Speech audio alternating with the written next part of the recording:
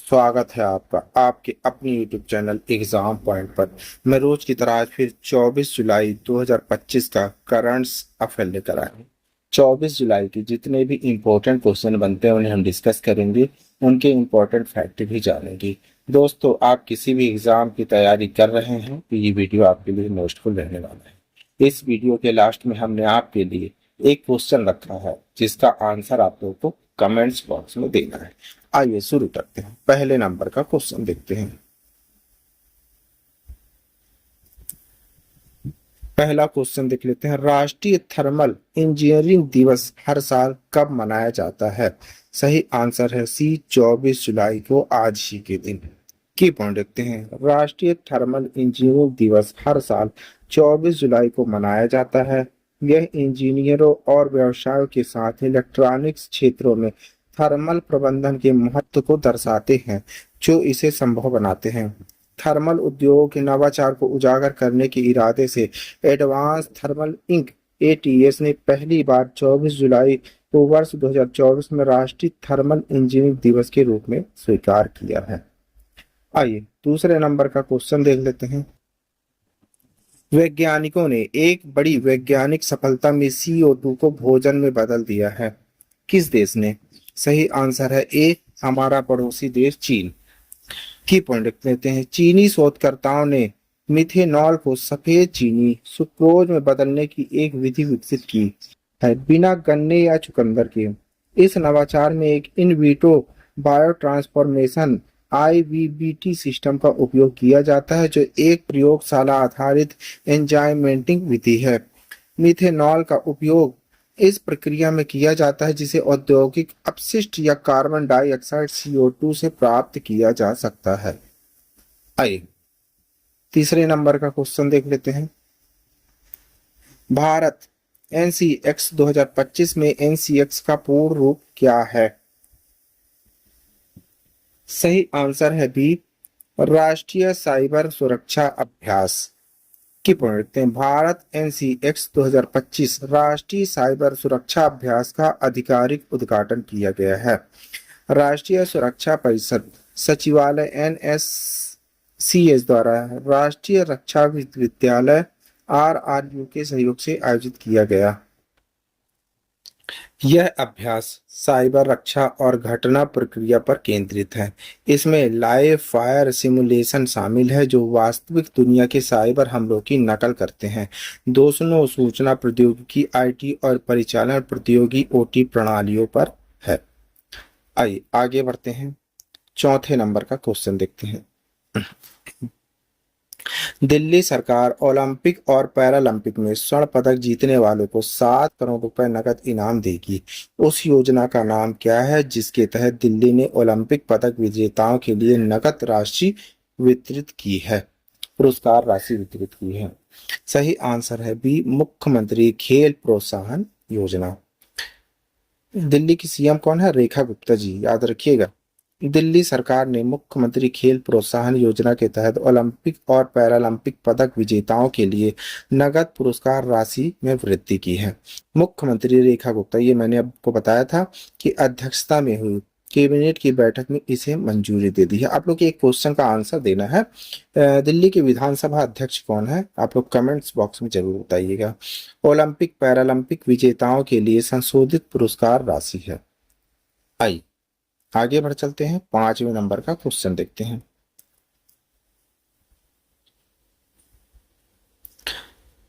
भारतीय नौसेना द्वारा 100वें स्वदेशी युद्धपोत के प्रक्षेपण के उपलक्ष्य में आयोजित जहाज निर्माण संगोष्ठी का विषय क्या है? सही आंसर है बी, जहाज निर्माण के माध्यम से राष्ट्र निर्माण करना। की पॉइंट देखते हैं। भारतीय नौसेना नई दिल्ली में एक दिवसीय जहाज निर्माण संगोष्ठी का आयोजन कर रही है। विषय जहाज निर्माण के माध्यम से राष्ट्र निर्माण। जहाज निर्माण में नीतिगत मुद्दों पर सुसंगत प्रगति उन्मुखता चर्चाओं को बढ़ावा देना। वैश्विक जहाज निर्माण में भविष्य की तकनीकों का पता लगाना है। विश्व स्तरीय जहाजों को देने में भारतीय शिपयार्डों के सामने आने वाली चुनौतियों का समाधान करना। नई दिल्ली में नौसेना मुख्यालय के अधीन एक प्रमुख युद्धपोत डिजाइन संगठन युद्धपोत डिजाइन ब्यूरो डब्ल्यूडीसी संगोष्ठी की मेजबानी कर रहा है। आइए छठे नंबर का क्वेश्चन देख लेते हैं। हाल ही में अमेरिका में पारित हुए जीनियस अधिनियम का उद्देश्य क्या है?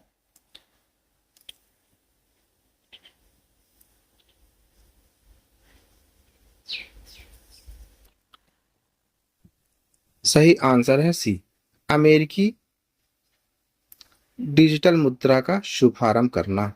की पढ़ लिखते हैं। अमेरिकी राष्ट्रपति डोनाल्ड ट्रंप ने जीनियस अधिनियम पर हस्ताक्षर किए, जिससे पहला संख्या ढांचा सस्टेनेबल का आइकन के लिए बनाया गया, जो अमेरिका डॉलर से जुड़े हुए हैं। स्टेबलर का आइकन ब्लॉक में आधारित डिजिटल मुद्राएं हैं, जिनका उद्देश्य एक मूल्य बनाए रखना है। आमतौर पर फिट मुद्राओं जैसे यूएसडी जोड़ा जाता है। विकसित किया गया थ्रेडेड यूएसडीआईटी, कल्टेड यूएसडीआईसी और मैकर डीएओ डीएआई। आइए सातवें नंबर का क्वेश्चन देख लेते हैं।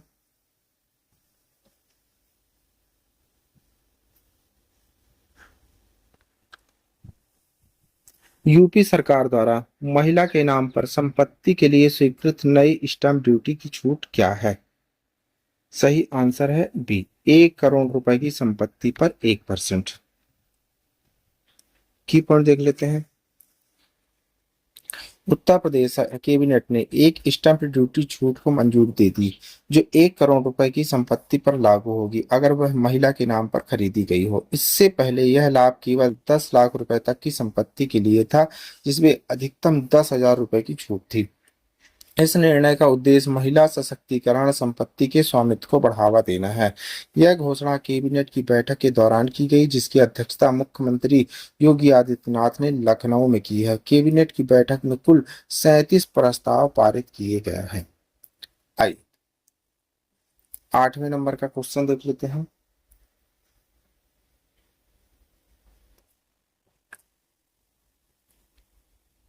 शिक्षा और स्वास्थ्य क्षेत्रों में भारत और नेपाल के बीच हस्ताक्षरित 5 HICDP परियोजनाओं के समझौता ज्ञापन MOUs की कुल अनुमानित लागत क्या है? सही आंसर है सी, NRS 390 मिलियन।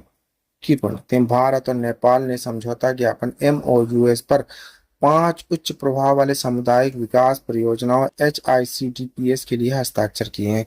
ये परियोजनाएं भारतीय अनुदान सहायता के तहत NRS 390 मिलियन की राशि से वित्त पोषित है। ध्यान केंद्रित क्षेत्र शिक्षा और स्वास्थ्य क्षेत्र। नेपाल में स्थानीय अधिकारियों, नगर पालिकाओं और ग्रामीण नगर पालिकाओं के माध्यम से कार्यान्वित है। आइए 9वें नंबर का क्वेश्चन देखते हैं। अटल इनोवेशन मिशन AIM के मिशन निर्देशक के रूप में हाल ही में किसे नियुक्त किया गया है?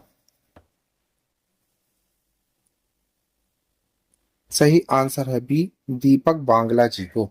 की पंडित दीपक बांगला को मिशन निर्देशक के रूप में अटल इनोवेशन मिशन AIM में नीति आयोग के अंतर्गत नियुक्त किए गए। हुए पूर्व में इन्वेस्टर इंडिया के MD एंड CEO थे। बांगला को बैंकिंग, निवेश, संवर्धन, नीति सलाहकार, संस्थागत नेतृत्व में अनुभव। उनके नेतृत्व में इन्वेस्टर इंडिया उद्यमिता, स्टार्टअप विकास का समर्थन किया। AIM का प्रमुख पहल है जो भारत में नवाचार उद्यमिता को बढ़ावा देती है। आइए आगे बढ़ते हैं। 10वें नंबर का क्वेश्चन देखते हैं।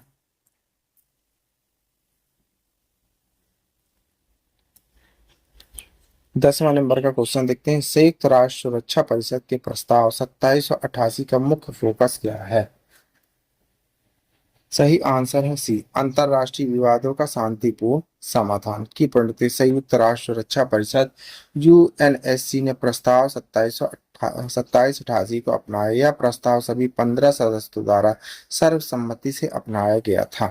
इसका उद्देश्य अंतर्राष्ट्रीय विवादों के शांतिपूर्ण समाधान के लिए तंत्रों को मजबूत करना है। यह संयुक्त राष्ट्र के सदस्यों से आग्रह करता है वे संयुक्त राष्ट्र चार्टर के अनुमोदन अनुच्छेद 33 में सूचीबद्ध शांतिपूर्ण साधनों का उपयोग कर जैसे। 11वें नंबर का क्वेश्चन देख लेते हैं। भारत में पिछले 5 वर्षों में बौद्धिक संपदा आईपी पंजीकरण में कितने प्रतिशत वृद्धि दर्ज की गई है? सही आंसर है बी 44% की प्रवृत्ति। पिछले 5 वर्षों में भारत में बौद्धिक संपदा आईपी पंजीकरण में 44% की वृद्धि दर्ज की गई, जिसका श्रेय सरकार की नीतिगत सुधारों, शुल्क में रियायतें और आईपी सेवाओं के डिजिटलीकरण को जाता है। यह वृद्धि देश में बढ़ती जागरूकता, जीवन स्टार्टअप, पारिस्थितिकी तंत्र, भौगोलिक संकेतक, जीआई, पेटेंट तथा ट्रेडमार्क के माध्यम से स्वदेशी उत्पादों को रक्षा के प्रयासों को दर्शाती है। वर्ष 2020-21, 2024-25 के बीच कुल आईपी फाइलिंग 4.77 लाख से बढ़कर 6.8 लाख हो गई। इस दौरान सर्वाधिक वृद्धि भौगोलिक संकेत 380% देखी गई। इसके बाद डिजाइन 266%, पेटेंट 180% और कॉपीराइट 83% वृद्धि दर्ज की गई। यह सरकार द्वारा नवाचार को बढ़ावा देने और बौद्धिक संपदा को सुरक्षा के लिए किए जा रहे सक्रिय प्रयासों को उजागर कर सकता है। आइए आगे बढ़ते हैं।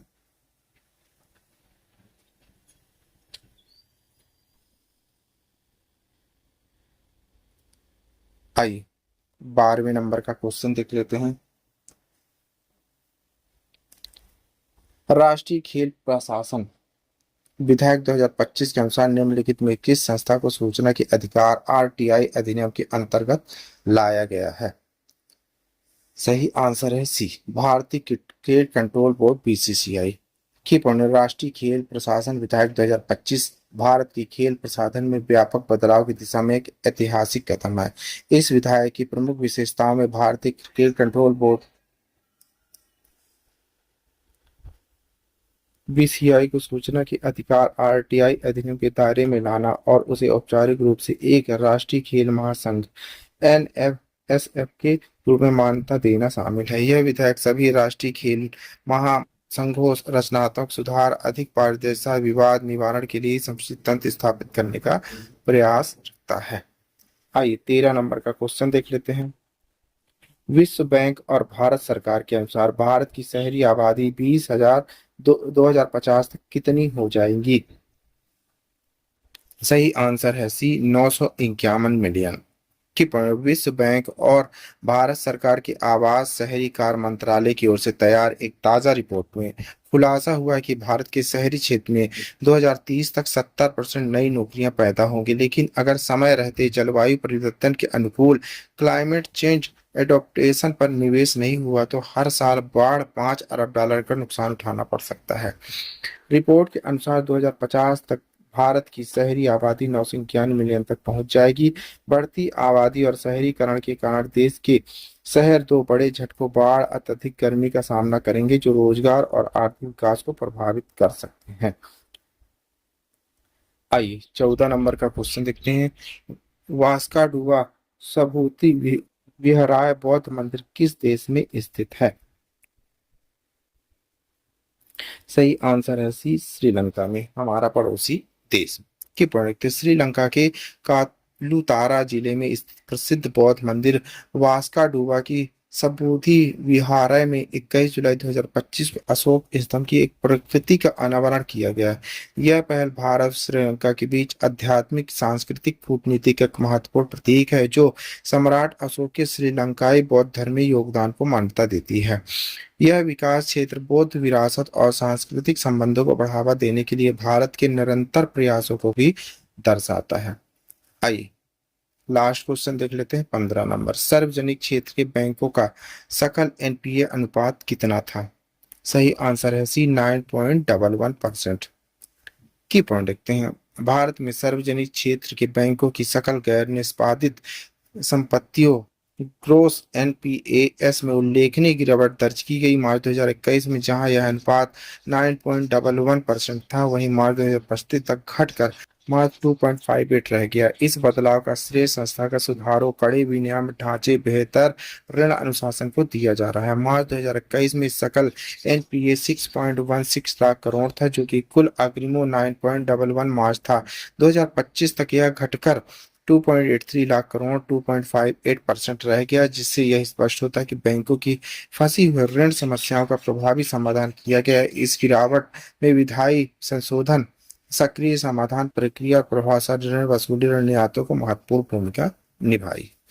आइए आपके लिए क्वेश्चन है, इसी क्वेश्चन का आंसर आप लोग को कमेंट्स बॉक्स में देना है। क्वेश्चन देख लेते हैं। वित्तीय समावेशन सूचकांक एफआई सूचकांक का मान वित्तीय वर्ष 2025 के लिए क्या है? 64.2%, 67%, 70% या 72%? दोस्तों इस क्वेश्चन का आंसर आप लोग को कमेंट्स बॉक्स में देना है। आंसर आप लोग कमेंट्स बॉक्स में जरूर दीजिएगा, भूलिएगा नहीं। आप पढ़ रहे हैं 24 जुलाई 2025 का डेली करंट अफेयर। दोस्तों आप किसी भी एग्जाम की तैयारी कर रहे हैं तो ये वीडियो आपके लिए मोस्टफुल रहने वाला है। इस वीडियो के लास्ट में हमने आपके लिए एक क्वेश्चन रखा है जिसका आंसर आप लोग को कमेंट्स बॉक्स में देना है। आइए शुरू करते हैं पहले नंबर का। Thank you for watching my video. इस वीडियो की पीडीएफ डाउनलोड करने के लिए आप हमारे टेलीग्राम चैनल एग्जाम पॉइंट पर जाकर वहां से पीडीएफ डाउनलोड कर सकते हैं। Thank you for watching my video. इस वीडियो को ज़्यादा से ज़्यादा शेयर करें, लाइक करें, कमेंट करें। थैंक